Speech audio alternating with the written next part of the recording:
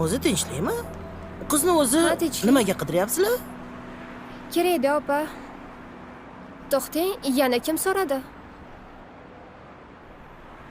Hozir kelgan mashinadagi odam so'rab ketdi. Yo'q, O'sha kuni opangni o'sha mashinada olib ketishgan edi. Menga qara. Mabodo opangni qo'li egriroq emasmidi? Yo'q, ne unaqa devos, unaqa emas. Ha.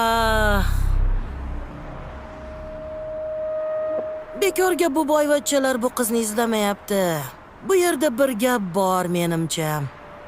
Mabodo bu qiz haligi Mahmud aka, aniq shu yerga tushirganmidingiz? Ha, aniq shu yerda tushirgandim. Yog'iga avtobusga ketaman degandi. Jin ursin, unga bekor qattiq gapiribman. Xo'jayin, xafa bo'lmang-yu, lekin bu yerda kutish foydasi yo'q. Keyin, qayoqdagi bitta qizi deb, bunaqa asabiylashish shart emas. O, menga qara. Ikkinchi u haqida bunaqa gap gapirmagan, tushundingmi? Tushundingmi deyapman? Tushundim. Kerak bo'lsa, butun shaharni ag'dar-to'ntar qilib bo'lsa ham topasan. O'tir mashinaga. Xo'p.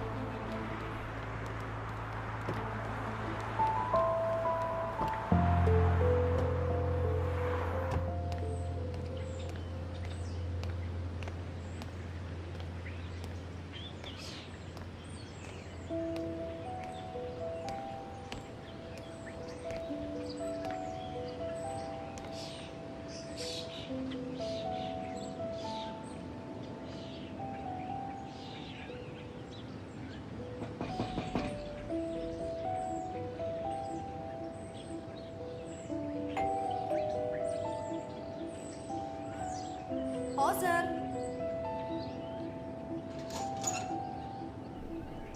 Assalomu alaykum. Va alaykum assalom. Siz yangi xizmatchi bo'lsangiz kerak, a? Mahmudjon aytgandi. Keling, ichkariga kiring. Nima qilib turibsiz? Kiring.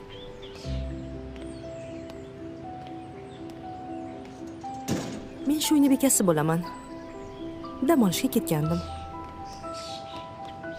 Ertalab kelsam hamma yoq dabdala, ursib yotibdi. Lekin men kecha tozalab ketgandim. Bilmadim. Kelsam uyda hech kim yo'q. Kamronga telefon qilsam ko'chadaman dedi. Menimcha o'rtoqlar bilan o'tirishga ketgan.